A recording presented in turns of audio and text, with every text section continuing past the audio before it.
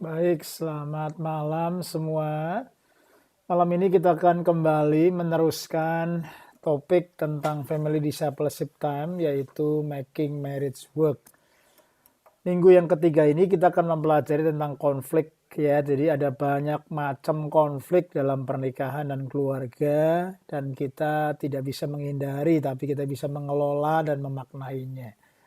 Nah, biar malam hari ini kita semakin diperlengkapi, saudara bisa pakai ini jadi bahan diskusi dengan pasangan atau jadi bahan di oikos masing-masing ya. Baik, saya akan share screen dan biar saudara juga bisa menikmatinya dan saudara siapkan hati, take notes ya, dan biar nanti saat sharing kita semua bisa mendapatkan hasil yang maksimal. Thank you, Tuhan memberkati.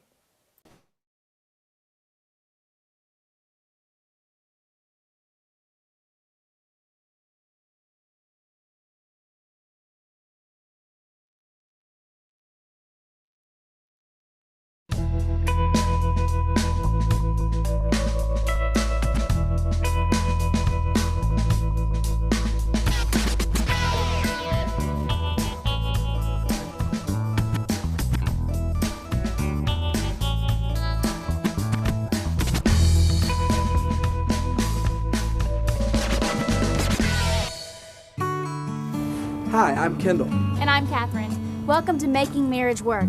Misunderstandings are a normal part of any marriage. No matter how deeply a man and woman love each other, it is simply unrealistic to expect that they always have the same views. And so you have conflict. That's why we have relationship experts, Drs. Les and Leslie Parrott here, to show us how to fight fair. The parents are frequent guest speakers and have written for a variety of magazines, including Christianity Today, Focus on the Family, and Moody. Let's get on to our first story and see how Sean and Penny view their sides differently. You could help me. You know, there are things to be done around here. Responsibilities are those things that you feel like you have to do. And I'm not committed to, making sure that there's not a crumb on the counter or that, anything looks like Better Homes and Gardens.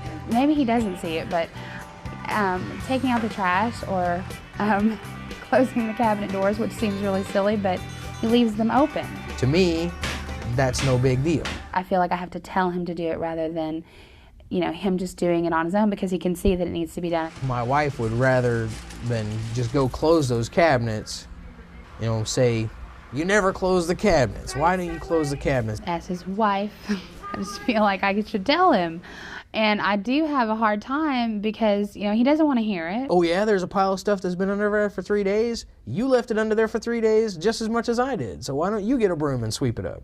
I'm livid. I'm really mad. I've worked all day and feel disrespected and not appreciated. That's when I start feeling like our relationship is not like a husband and wife, but more like a boss or employee. But if I tell her to do anything, it's on right then.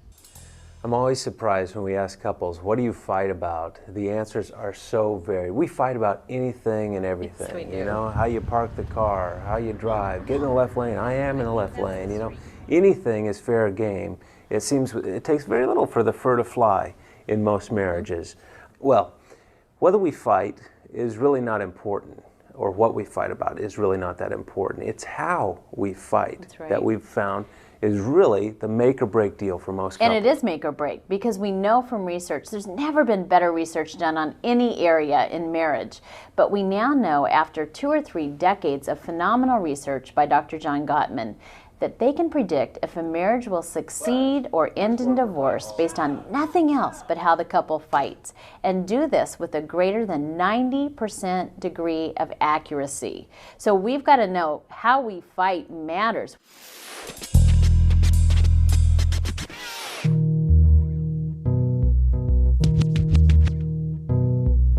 Our fights get I get very intense. I don't really yell or scream or whatever, but we get pretty intense and we start pointing fingers. Everybody wants to say that they don't have conflict and that if they do have a fight, it's very reasonable, but that's not true. I've never met anyone that's really true for. Allison is a definite curveball for me because, typically men get really, intellectual, or they kind of work through their argument points and kind of logically argue their way out of the argument or whatever. And Allison does that much better than I could ever dream of doing that. I mean, she remembers point by point, and whenever we get in an argument, I mean, she can go back to the beginning and take one sentence that I said and just tear it apart. Then I get frustrated. Then she comes back and is emotionally hurt as well. And so I feel like there's no winning. I'd rather give the silent treatment, but in our marriage, that's usually not an option because Jason won't let it be. Keeps talking about it and talking about it. I get fed up and I have to say something, so. I can tend to be really sarcastic and like Jason said, really using the words that he said, you know, to benefit whatever argument I'm trying to offer, and use them sarcastically, maybe a little self-deprecating talk like, oh, it's all my fault then, and, you know. I turn it all really back on her. Look, I'm fine with this, I'm ready to move on, but you still have this problem and this issue, so whenever you're ready to get over it, then we can both move on and have a happy Christian marriage. And so I have this like holier than thou kind of attitude, and that's not good. We can destroy our marriage by how we fight, but here's the good news. We really believe we can deepen the intimacy level in our marriage by how we fight. It really is true that conflict can actually be the price we pay for deeper levels of intimacy as a couple. Right, if you know how to fight fair.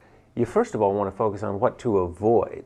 4 red flags are actually what Dr. John Gottman calls the 4 horsemen of the apocalypse. Ominous. These are things that usher in doom for a relationship. And the first of these is criticism. And every conflict begins with a critical word. You always, you never, right? We criticize each other. Now there's some good news here. He discovered there's a fine line between criticism and complaining, and that is that complaining is often good for your marriage. And it really is a different thing altogether than criticizing, because it's not saying you always, but it's saying how I feel. You know, I'm anxious, I'm tired, whatever it is, I'm upset. Complaining is okay, but criticism is not. The second horseman of the apocalypse is defensiveness. Right, some of us become so defensive out of habit almost in our marriage. We become almost like jellyfish in armor, and we look so tough on the exterior, but inside we're just dying. So criticism, defensiveness, and the third one is contempt. We should pass laws in Congress against contempt in marriage. This is so deadly to a marriage. Contempt is anything that makes you feel about an inch tall. Right. Any belittling remark, it's usually sarcastic. Oh, that's brilliant, you know. Hey, way to go, genius, you know. You're a regular Einstein. You know, when we're contemptuous like that, it's like pouring poison. It is. On a relationship. And by the way, that can be a nonverbal kind of contempt. The rolling of the eyes at each other is as powerful as a negative word could ever be. Right. And the final horseman of the apocalypse is stonewalling. It creates a powerful image. You've withdrawn from the conversation and you've literally become like a stone wall.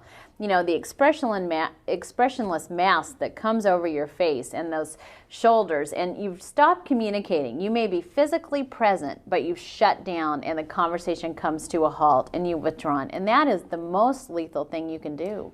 So, you want to fight a good fight, it's going to begin by avoiding these 4 red flags. Criticism, defensiveness, Contempt. and stonewalling. Right. God just pretty much left the picture at one point. And the only thing that was in my dream now was just this girl, you know, who I had to marry. This is the one I wanted to spend all my time with.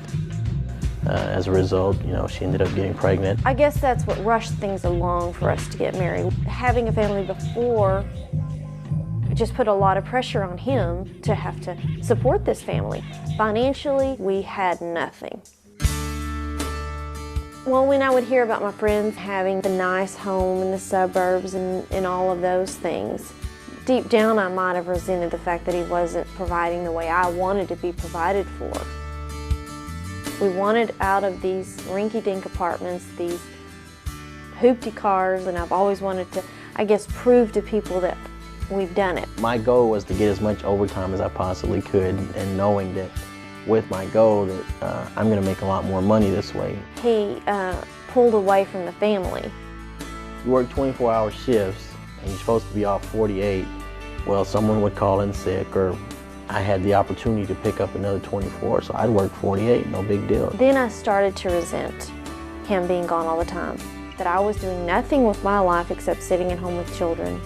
And at first it was innocently so that we could get a better paycheck, and then it just progressively got an obsession about it. We were the last on his priority list. And you know, someone has to sacrifice, and obviously it had to be my family. I felt like we were just roommates.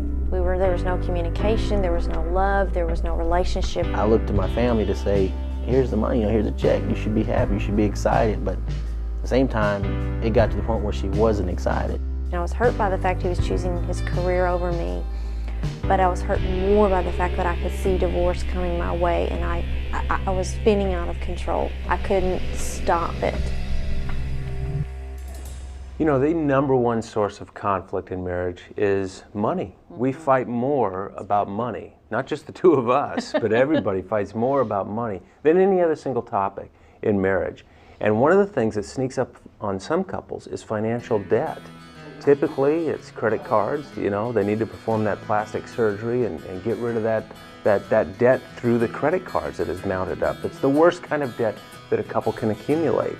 And boy, there's lots of things we need to do if somebody has fallen into that trap. Yeah, one of the things that we've discovered, I mean, it sounds like such a simple first step, but you just have to take an assessment. How much do we really owe? And sometimes we've avoided knowing that because we think the answer will be painful and we don't want to have to cope with the results of that. But once you know where you stand, you can get a game plan, and it really begins the healing process. Right, and find out ways that you can then reduce that debt, reduce your living expenses.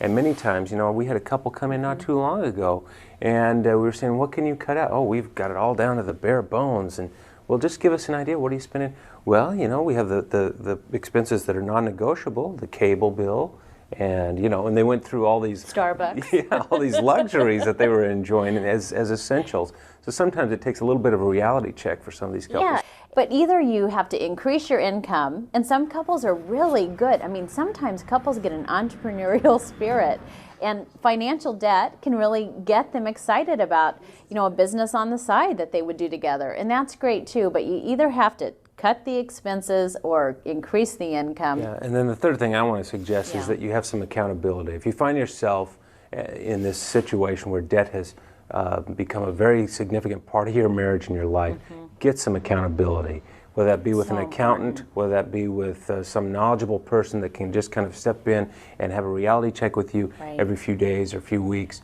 You know, it's critically important to get that, to get out of that big hole that you have dug called financial debt. And it's protective for your marriage, because once you realize you have a problem, it's easy to start blaming each other for financial mistakes. And these are patterns. Listen, when we choose our ruts, we're usually in them for a long time. And financial life is like that. And so for the couple to really together be willing to submit to accountability and have someone else who's really taking that role is a great move to protect the marriage.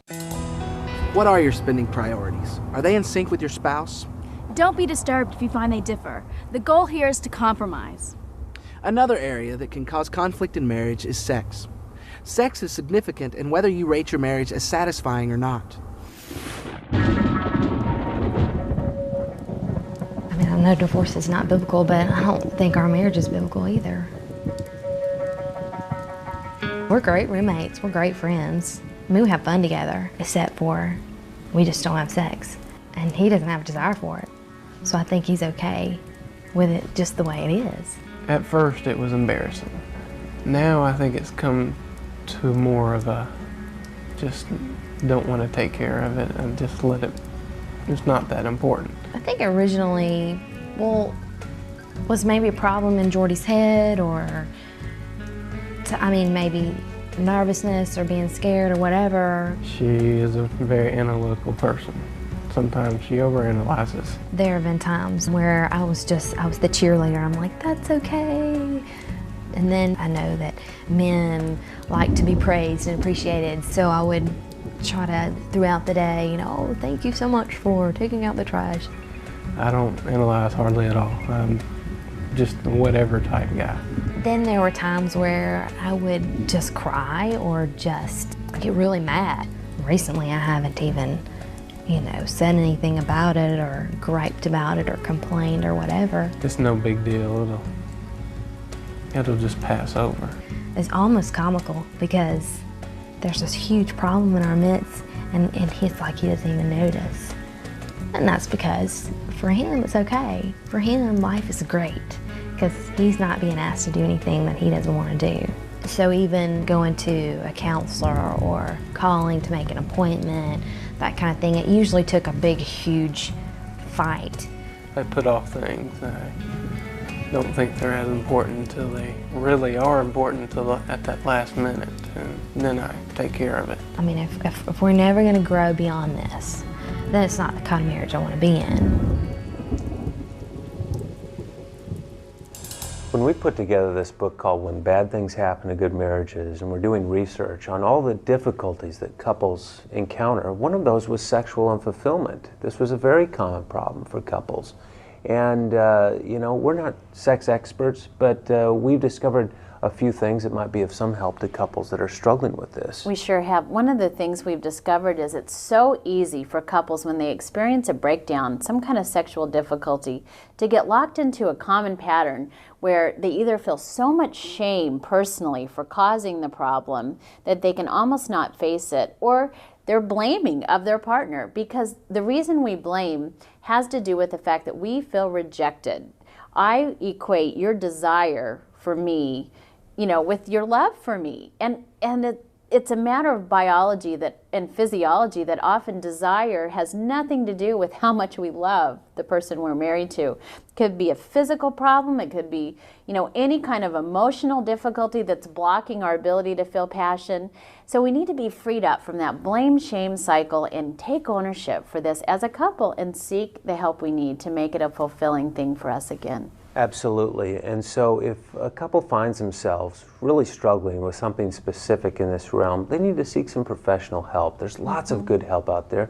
There's lots of good Christian counselors that can help put them on the right path to find the healing that they need, to find the fulfillment that they'll enjoy. We'll be right back with more Making Marriage Work after this brief message.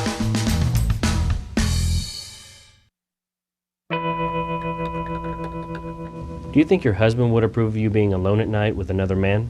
I thought I was alone. In this day and age, more and more people are putting themselves in compromising positions in the workplace, neglecting to spend time with their lawfully wedded other. Hey, I didn't say that. As a matter of fact, statistics show that 80% of adulterous relationships are started because couples don't invest time in each other. They begin to feel isolated and disconnected from their significant other, opening themselves to third-party temptation. There won't be any unfaithfulness here tonight. Not on my watch.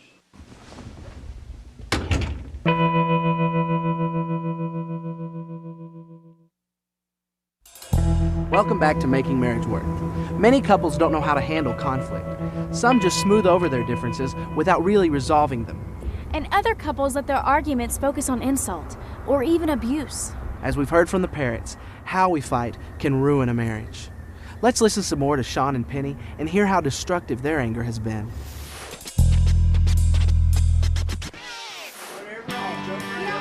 I yell. I'm the yeller. There's no, I'm mildly upset. She flips the cover and pushes the button for nuclear war. Generally, he's defensive. At some point, it stops being about whatever it was about and is just a catharsis of name-calling, of finger-pointing. Sometimes I say things I shouldn't say. I might be mean. Past things come up, which I just really hate. You're angry, you're mad, and it's really hard to be intimate with each other. Even just speaking, you know, you don't feel like your emotions are safe with this person. It's very, very hard.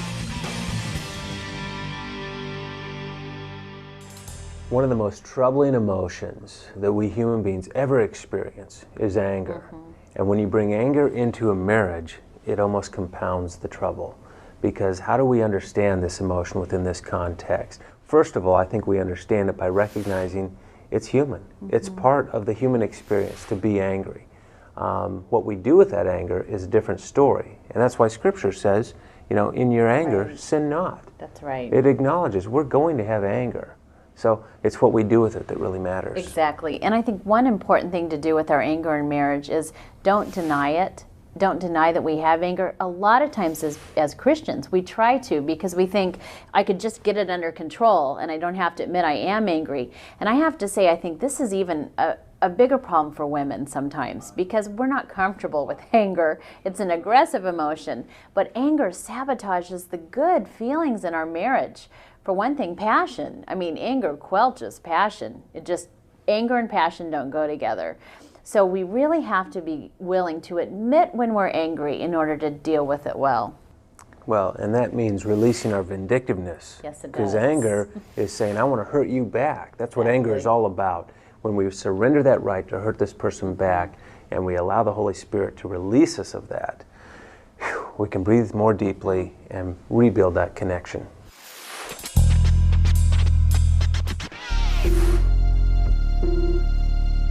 I think like most marriages, the root of the problem never came out. It was always outside or small little arguments that would blow up into huge things, like how they wash the dishes. Came out in these petty ways, and why can't you just notice that the trash stinks? Even if we could have recognized the core issue of the problem, we weren't willing to discuss it unless we were in the middle of a fight or an argument. I think one of the best things for our marriage is having mentors that we do. We have friends, Dave and Suzette, that help us as we go along. Who we feel like we can tap their resources of wisdom and knowledge and understanding, and they've been married a lot longer than we have. And without that, I think we would definitely feel totally on our own in dealing with our conflict and issues. We've worked on not being afraid to tell them and not being afraid for them to think, Jason and Allison are a bad couple, or they've got too many issues, they're not going to make it. You have to kind of work past all of those things and just be willing to put it all out there. Our mentors have meant a lot to us, and I think that that's important for any marriage. One of the things that we often hear from couples is we fight about the littlest of things. How can we avoid doing that? Well, I don't know if I can solve that problem completely, but I can tell you this. When you stop giving advice that's unwanted, the level of tension in the home comes down significantly. That's true. We often say advice is like garlic. A little bit goes a long way. And so keep that to a minimum. But of course, there's some other things that we can do to minimize conflict. Yeah, one of the things we can do is choose our battles carefully. In other words, we really need to define what's worth fighting about and what are we fighting about. Sometimes we get in an argument and we throw everything, we call it kitchen sinking, throw in everything we've been upset about. We need to define those and choose them carefully. Right, and also state your feelings directly. This is important. In fact, we have a little formula we use to do this in our own relationship. We call it the XYZ formula. In situation X, when you do Y, I feel Z. Right. When we're driving down the road and you turn the radio station without asking me first, I feel like I don't matter to you. In situation X, when you do Y, I feel Z. That's very different than saying, who made you king of the radio? Right. That's contemptuous. Yes, it is. Well, another thing we can do is rate the intensity of our feelings. In marriages, there's often a discrepancy between who's most expressive. One person may always seem like their feelings are more intense than the other. But if we rate the intensity of our feelings, like on a scale, it helps our partner to read us and it helps us read them, especially the more non-expressive person. It gives us a better clue to how deeply they feel about this issue. And give up put-downs. This is a temptation for a lot of people, just to put their partner down and somehow think that's going to help them change their behavior. If they'll feel bad enough about that, maybe they'll change. It doesn't work that way, so give up put-downs. And along those same lines, don't dwell on downers. And by this I mean, we're all going to make mistakes when we're heated in conflict. Don't dwell on the mistakes your spouse made. Just go right over them and do your best to regroup and raise the level of the fight back to a healthy level. And the more we do that, by bringing in humor that's good-natured or all kinds of things we can do, it really protects our marriage from that destruction that can happen in a conflict. Conflict is inevitable. In fact, one of our favorite verses on conflict, Romans 12, verse 18. Romans 12:18, that's right. I think it says this, if it is possible, as far as it depends on you, try to live at peace with everyone. I love that verse because I don't know of another verse that has more qualifiers in it. If it's possible, try, do what you can. Conflict is inevitable, and that's why it's important that we learn how to fight a good fight. Let's face it, all is not fair in love and war. Clean and constructive fighting is better than down and dirty fighting. That's right. And the parents have given us some great tips on minimizing the conflict when it comes. When you learn to fight fair, your marriage can become stronger. There's more in the lesson in your handbook. See you next week. Next time on Making Marriage Work. What makes couples good soulmates? I don't rule out the existence of God. I'd say I'm not convinced. How can we have the highest level of intimacy and satisfaction in that kind of a marriage where our faith isn't on the same common ground? Service, shared service. We didn't even consider it at first. It was almost it's kind of a joke. Yeah, let's go work in Russia. It's very different having adopted type children that have the functioning level of a 3 and a 7 and an 8-year-old. It may be crazy, but I think God is saying He wants us to do this. It really is our walking together with God that binds us soul to soul.